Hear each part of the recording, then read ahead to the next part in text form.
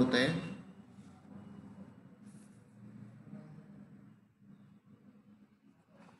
Bank व्यवसाय आणि वित्त पुरवठा पेपर 3 तृतीय वर्ष वाणिज्य प्रकरण 3 प्रदायी बँक. प्रदायी बँकेलाच पेइंग बँकर असं म्हटलं जातं. मित्रांनो, बँक व्यवसाय नियमन कायदा 1949च्या कायद्यातील कलम 5ब मध्ये बँकेची व्याख्या दिलेली आहे. त्यात मागणी करतात परत करण्याच्या बोलीवर ठेवी स्वीकारणारे आणि कर्ज देणारी व गुंतवणूक करणारी व्यक्ती आणि संस्था यांना बँक म्हटले आहे. बँक स्वीकारलेल्या ठेवी धनादेश, ड्राफ्ट, आदेश याद्वारे परत करीत असते. धनादेशाचा आदर करणे हे बँकेचे कर्तव्य असते. बँका ठेवी स्वीकारणे आणि कर्ज देणे या प्राथमिक कार्याबरोबरच इतर दुय्यम कार्ये देखील करीत असतात. आता या दुय्यम कार्यापैकी ग्राहकाच्या वतीने धनादेशाची रक्कम वसूल करण्याचेही कार्य करतात.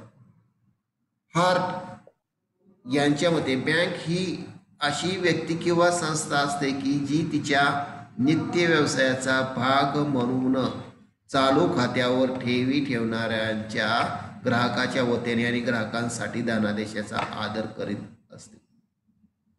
अशा प्रकारे ग्राहकाच्या धनादेशाचा आदर करणे बँकेचे एक प्रमुख कर्तव्य ठरते. याचबरोबर बँका ग्राहकांच्या धनादेशाची इतर बँकांकडून वसुली करण्याची सेवा पुरवित असतात. त्यामुळे मित्रांनो, या ठिकाणी प्रदायी बँक आणि वसुली बँक या दोन्ही संकल्पना निर्माण झालेल्या आहेत. म्हणजे तिसरा जो चॅप्टर आहे तो प्रदायी बँक आहे आणि चौथा जो बँक आहे तो काय आहे, वसुली बँक आहे. तुम्हाला प्रश्न पडेल की सर प्रदायी बँक म्हणजे काय आणि वसुली बँक म्हणजे काय. तर मित्रांनो, या दोन्हीही काय आहेत, कार्य आहेत. म्हणजे प्रदायी बँक काय करीत असते, त्या ठिकाणी काय करीत असते, धनादेशाचे प्रदान करीत असते. ठीक आहे ना. आता प्रदायी बँकेची व्याख्या पहा. काय आपण या ठिकाणी प्रदायी बँकेची व्याख्या पाहणार आहोत. ग्राहकाच्या स्क्रीनवर दिसत असेल तुम्हाला सर्वांना.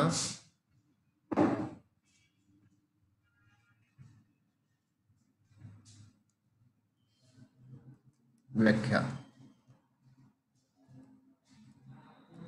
मी सर्वच इथं टाईप करून तुम्हाला सांगणार नाही, पण त्यातले महत्वाचे शब्द तुम्हाला मी सांगणार आहे.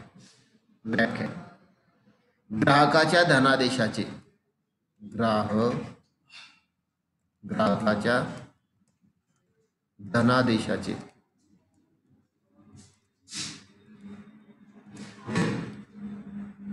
पैसे देणाऱ्या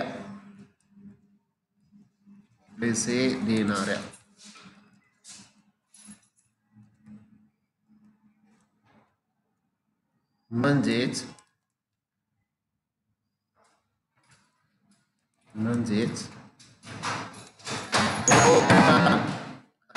रोख प्रदान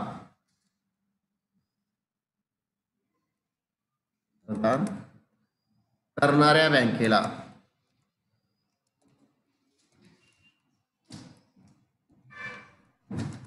प्रदायी बँक म्हटले जाते. काय म्हटले जाते, प्रदायी बँक जाते.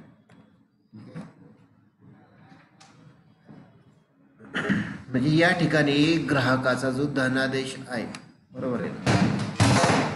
आपण या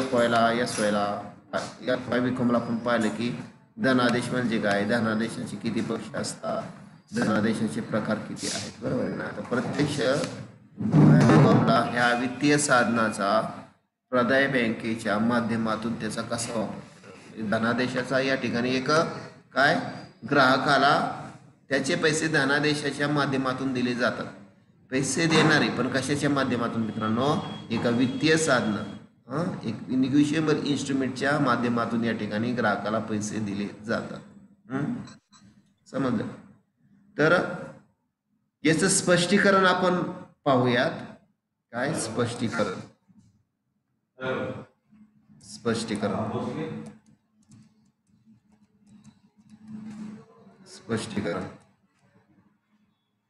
बँक आपल्या ग्राहकाच्या धनादेशाचे रोख प्रदान करते, हे तिचे कर्तव्य असते. ग्राहक इतर बँकांवरचे धनादेश आपल्या बँकेत वसुलीसाठी भरतो. धनादेशाच्या रकमेची वसुली करून बँक आपल्या ग्राहकाच्या खात्यात पैसे जमा करते. नंतर ग्राहक ते पैसे धनादेशाच्या किंवा पैसे काढण्याच्या स्लिपच्या साहाय्याने बँकेतून काढू शकते. आता उदाहरणार्थ काय, प्राध्यापक आनंद यांचे नाशिकच्या स्टेट बँकेत खाते आहे. बरोबर आहे. कोणाचं? प्राध्यापक आनंद यांचे नाशिकच्या स्टेट बँकेत खाते आहे. त्यांना पुणे विद्यापीठाच्या परीक्षेच्या कामकाजाच्या मानधनाचा 2000 रुपयाचा धनादेश त्यांना मिळाला आहे. हा धनादेश पुण्याच्या महाराष्ट्र बँकेचा आहे. कोणत्या बँकेचा आहे? महाराष्ट्र बँकेचा आहे.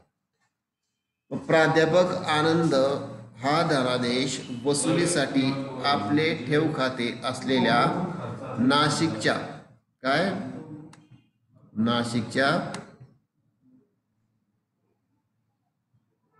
स्टेट बँकेत ते बोलला जातो. मग नाशिकची स्टेट बँक सदर धनादेश वसुलीसाठी पुण्याच्या महाराष्ट्र बँकेला त्या ठिकाणी काय करील? पाठवा. मग त्यामुळे नाशिकची स्टेट बँक वसुली बँक करते, पुण्याची महाराष्ट्र बँक ही बँक धनादेशाच्या रकमेचे प्रदान करते. बरोबर आहे ना. धनादेशाचे पैसे वसूल झाल्यानंतर नाशिकची स्टेट बँक सदर रक्कम प्राध्यापक आनंद यांच्या खात्यावर जमा करते. प्राध्यापक आनंद नंतर ही रक्कम गरजेनुसार खात्यातून त्या ठिकाणी काढू शकतील. म्हणजे पहा, एक प्राध्यापक आहे, त्यांनी पुणे विद्यापीठामध्ये काही काम केलेलं असेल, पेपर चेकिंगचं असेल, काय असेल काम, पेपर काढला असेल. बरोबर आहे ना. त्यांचं त्यांना मानधन दिलं जातं. मानधन हे रोख पैशामध्ये दिलं जात नाही, तर कशामध्ये? धनादेशाद्वारे. त्यांना धनादेश दिला, त्यांनी त्यांचं खातं कुठं होतं? नाशिकला होतं. कोणत्या बँकेत होतं? स्टेट बँक ऑफ इंडियामध्ये. स्टेट बँक ऑफ इंडियामध्ये त्यांनी तो धनादेश पाठवला. स्टेट बँक ऑफ इंडिया काय करणार? त्या धनादेशाचे पैसे कुठून घेणार? बँक ऑफ, म्हणजे प्रत्यक्ष प्रदान कोण करतंय पैसे? धनादेशाचे पैसे बँक ऑफ महाराष्ट्र. तर मित्रांनो, अशी ही प्रदाय बँकेची काय मित्रांनो काय आहे, एक थोडक्यात संकल्पना आहे. ही कन्सेप्ट तुम्हाला कळालीच असेल. तर मित्रांनो, यानंतर पुढं आपल्याला परीक्षेच्या दृष्टीनं महत्वाचं, ग्राहकाच्या धनादेशाची रक्कम अदा करताना प्रदाय बँकेने घ्यावयाची दक्षता. काय? ग्राहकाच्या धनादेशाची रक्कम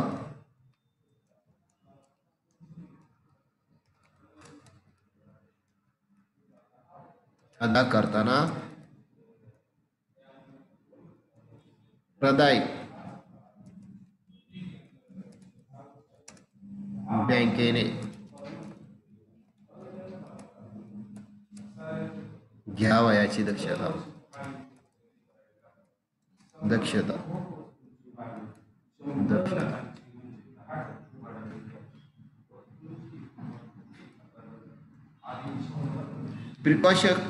Precaution to be taken by paying bankers in the payment of a customer's check. Bank आणि ग्राहक यांच्यामध्ये नातेसंबंध असतात. कोणते नातेसंबंध असतात? बँक आणि ग्राहक यांच्यामध्ये नातेसंबंध असतात. नातेसंबंध काय? नाते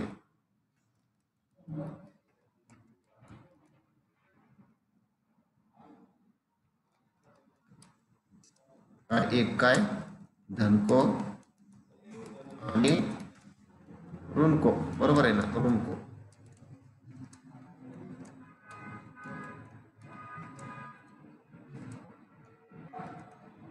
ठीक आहे, धनको आणि ऋणकोचे ते तिथे काय असतात, नाते संबंध असतात.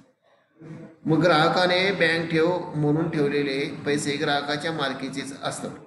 बँक ग्राहकाने बँकेमध्ये जे पैसे ठेवलेले असतात, बरोबर आहे ना, ते कसे ठेवलेले असतात, त्याच्या खात्यावर ठेवलेले असतात, ठेव म्हणून ते ठेवलेले असतात, परंतु ते त्याच्या मालकीचे असतात. त्यामुळे ते ग्राहकांच्या मागणीनुसार परत करणे हे कोणाचे कर्तव्य असते, हे बँकेचे कर्तव्य असते. मित्रांनो, चलनक्षम दस्तऐवज कायद्याच्या कलम 31 अन्वये काय चलनक्षम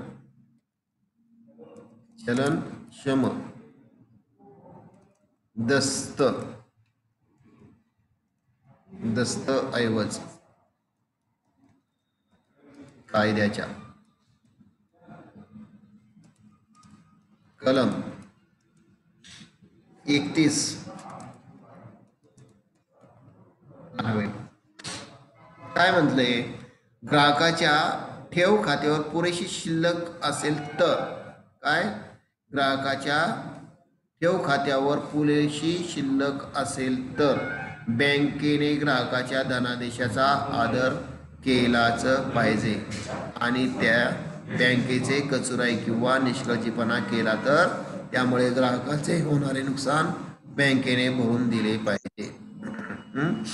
कशा संदर्भात आहे, प्रदायी बँक आहे, बरोबर आहे ना. तुम्ही एखाद्या बँकेमध्ये गेला, तुमचं बँकेमध्ये खातं आहे, बरोबर आहे ना, बँकेमध्ये गेला आणि तुमच्या खात्यावर पुरेसे पैसे शिल्लक आहे आणि तुम्ही त्या खात्यावर, उदाहरणार्थ तुमच्या खात्यावर किती पैसे आहेत, तर 5,000 रुपये आहेत आणि 5,000 रुपये असताना तुम्ही त्या ठिकाणी 2,000 रुपयाचा काय केला, धनादेश काढला, बरोबर आहे ना.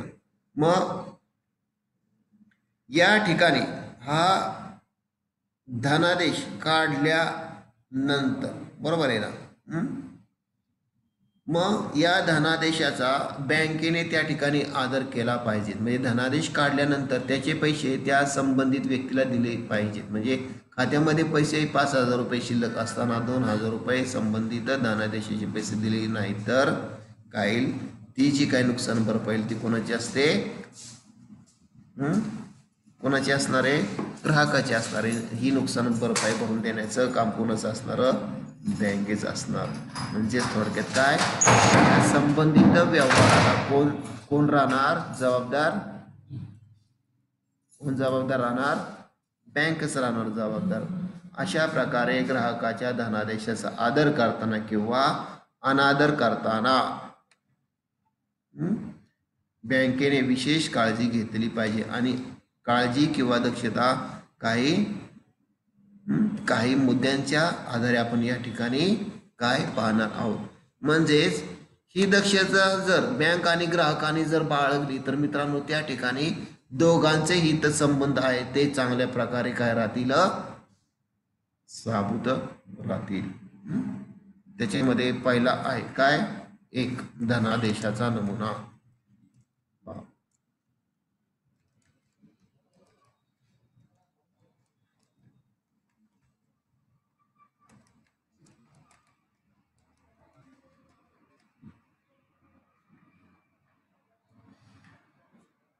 आपण चलनक्षम दस्तऐवज कायदा अभ्यासलेला आहे. चलनक्षम दस्तऐवज कायद्यातील तरतुदी अभ्यासलेल्या आहेत. म्हणजे चलनक्षम दस्तऐवज कायदा असा म्हणतो की काय,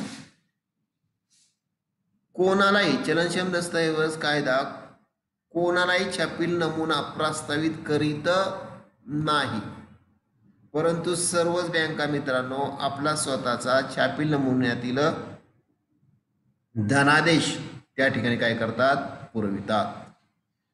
त्यामुळे बँकेने निश्चित केलेल्या छापील नमुन्यातच त्या ठिकाणी काय केला जातो, धनादेश काय केला जातो, प्रदान केला जातो. कारण अलीकडे काय झालेलं आहे मित्रांनो, त्या ठिकाणी जी काय प्रिंटिंग टेक्नॉलॉजी आहे ती विकसित झालेली आहे, त्यावरील खर्च वगैरे कसा आहे तो कमी असल्यामुळे त्या ठिकाणी प्रत्येक ग्राहकाला संबंधित बँक काय करीत असते, एक धनादेश पुस्तिका काय करीत असते, प्रदान करीत असते, देत असते. म्हणून या ठिकाणी प्रत्येक बँक आपल्या छापील नमुन्यातील धनादेशाचा पुरवठा करते आणि ग्राहक सुद्धा आपल्या बँकेला छापील नमुन्यातीलच धनादेश वापरीत असल्याने या बाबतीत काळजी करण्याची फारशी गरज असत नाही. म्हणजे चलनक्षम दस्तऐवज कायदा असा म्हणतोय की प्रत्येक मी जरी छोटासा कागद घेतला आणि त्या कागदावर काय केलं की बाबा चलनक्षम दस्तऐवज कायद्यानं सांगितल्याप्रमाणे त्याच्यामध्ये जे काय निर्देशित घटक आहेत त्या घटक निर्देशित करून त्याप्रमाणे मी तो छोट्याशा कागदावर काय केला, एक विशिष्ट रक्कम लिहिली, त्याला पावती लावली वगैरे वगैरे. म्हणजे चलनक्षम दस्तऐवज कायद्यामध्ये जे काय बाबी सांगितलेले त्या बाबी त्या धनादेशामध्ये असल्या पाहिजे. त्या छोट्याशा कागदावर मी संपूर्ण बाबी ह्या काय केल्या, रेखाटल्या आणि तो धनादेश चलनक्षम दस्तऐवज कायद्यानुसार काय केला, परिपूर्ण केला. म्हणजे ज्या आवश्यक गोष्टी त्या ठिकाणी तो परिपूर्ण केला आणि असा धनादेश मी बँकेकडे दिला. तर मित्रांनो बँक ती स्वीकारणार का? आताच स्वीकारणार नाही, परंतु काय झाले अलीकडच्या काळामध्ये बँका मोठ्या प्रमाणात काय करतात, म्हणजे मोठ्या प्रमाणामध्ये बँकांची व्यवहार होत असतात. त्यामुळे व्यवहारामधील जी काय सुबकता राखण्यासाठी बँका स्वतःच काय करतात, ग्राहकाला काय करतात, विना मोबदला त्या ठिकाणी काय करतात, धनादेश पुस्तिका देतात. आलं का लक्षात? तर दुसरी जी बाब आहे ती काय, इथं तुम्हाला पहिला मुद्दा कळाला असेल, धनादेशाचा नमुना. धनादेशाचा नमुना हा थोडक्यात काय लिहायचं, धनादेशाचा नमुना हा बँकेने काय केलेला असतो, चलनक्षम दस्तऐवज कायद्यानुसार तयार केलेला असतो. धनादेश पुस्तिका ती संबंधित ग्राहकाला दिली जाते. त्यामुळं अशा धनादेशाच्या नमुन्याबाबत बँकेने किंवा ग्राहकाने जास्त काय काळजी घ्यायची नसती, खबरदारी घेतली नाही तरी चालते. Printed chequebook is provided by the banks to its customer. दुसरा जो आहे तो काय, तारखेच्या बाबतीत दक्षता.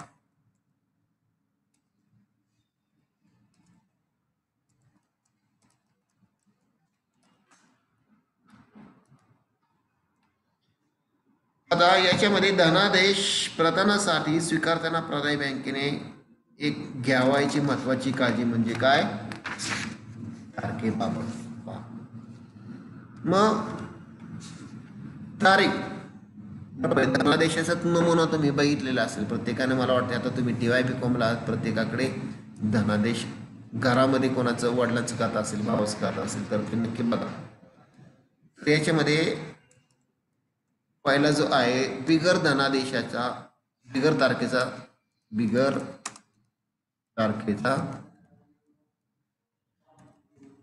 धनादेश.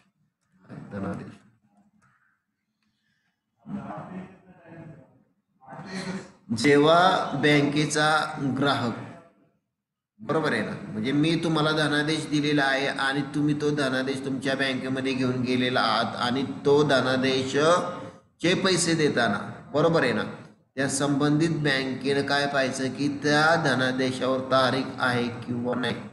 म्हणजे धनादेशावर तारीख असणे हे काय आवश्यक बाब आहे. म्हणजेच तो धनादेश बिगर तारखेचा आहे हे पाहणं गरजेचं आहे. जे प्रदाय बँकेने बिगर तारखेचा धनादेश प्रदानासाठी स्वीकारू नये. प्रदानासाठीच्या धनादेशावर धनादेश काढणाऱ्याच्या किंवा लिहिणाऱ्याच्या अथवा धनादेशाच्या धारकाने तारीख लिहिलीच असली पाहिजे. काय, उत्तर दिनांकित धनादेश. उत्तर दिनांकित धनादेश म्हणजे काय, पोस्ट डेटेड म्हणतो त्याला. काय म्हणतो, पोस्ट डेटेड.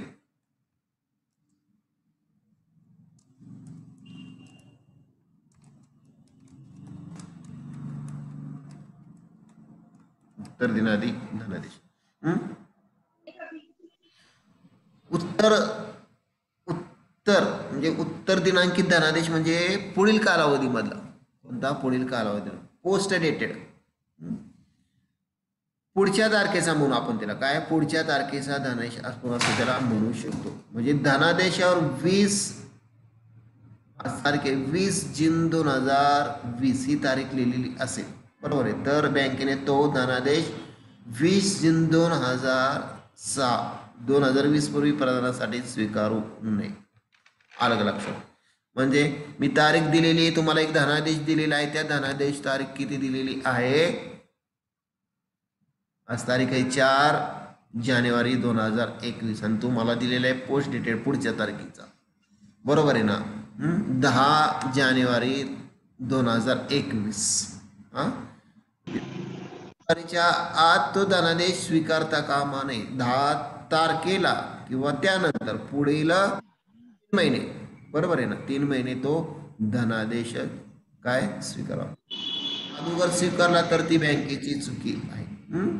अलग लक्षात. म्हणजे उत्तर दिनांकित धनादेशाचे प्रदान यथाविधी प्रदान समजले जात नाही. म्हणजे मी धनादेशावर किती तारीख दिलेली? 10 जानेवारी 2021 आणि मी लगेच आज बँकेमध्ये गेला, तुम्हाला पैसे कधी देणार बँक? 20 तारखेला किंवा 20 तारखेनंतर. पण बँकेने जर तुम्हाला 4 तारखेलाच आजच पैसे दिले तर मित्रांनो तुम्ही बँकेची चुकी करता. आलं, बँकेचा गाळपणा त्या ठिकाणी समोर येतो. त्यानंतर पुढचा जो आहे शिळा धनादेश. काय शिळा धनादेश?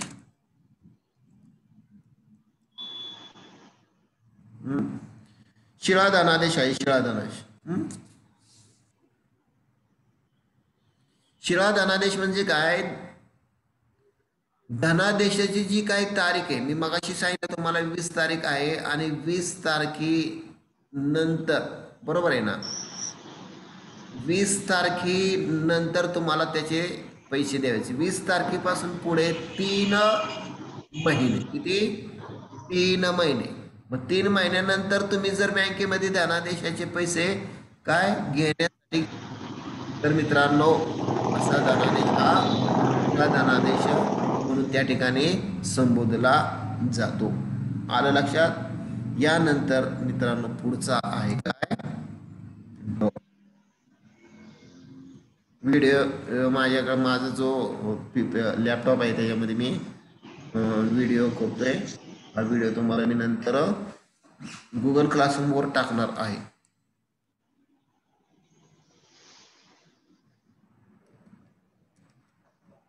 दिवाळ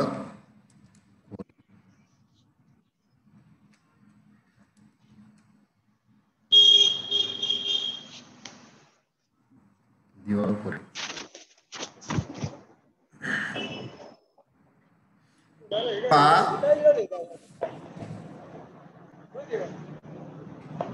आकाश,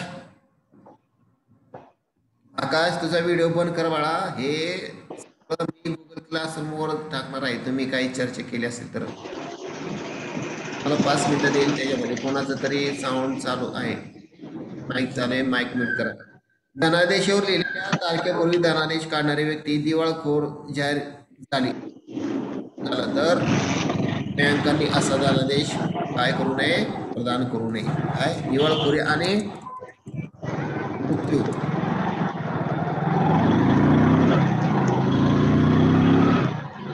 दिवाळखोरी आणि मृत्यू, बरोबर आहे.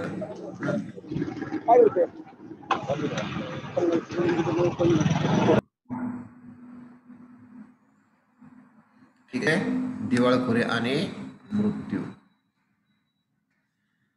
धनादेश काढलेला आहे किंवा धनादेश लिहिलेल्या तारखेपूर्वी, बरोबर आहे ना, धनादेश काढणारी व्यक्ती दिवाळखोर झाली आणि तिचा मृत्यू झाला तर बँकेने असा धनादेश प्रदानासाठी स्वीकारू नये.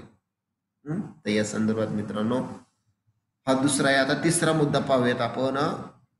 तिसरा जो मुद्दा आहे रकमेबाबतची दक्षता.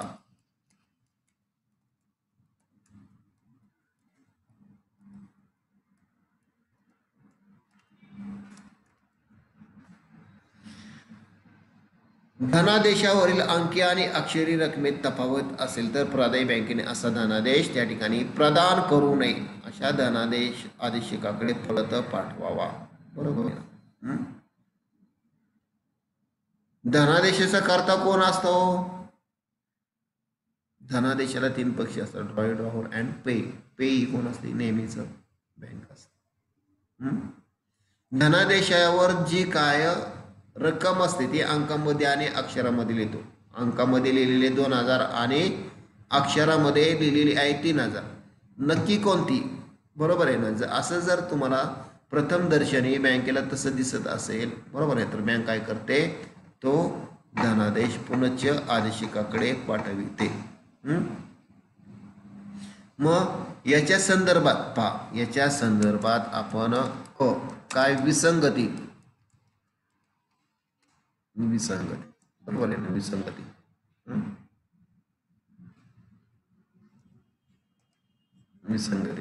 धनादेशावरील अंकी आणि अक्षर रकमेत तफावत असेल तर प्रदायी बँकेने अशा धनादेशाचे प्रदान करू नये.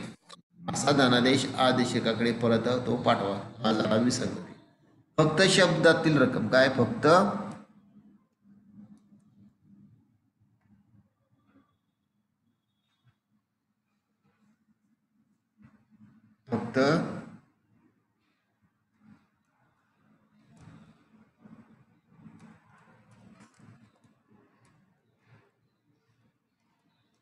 शब्दातील रक्कम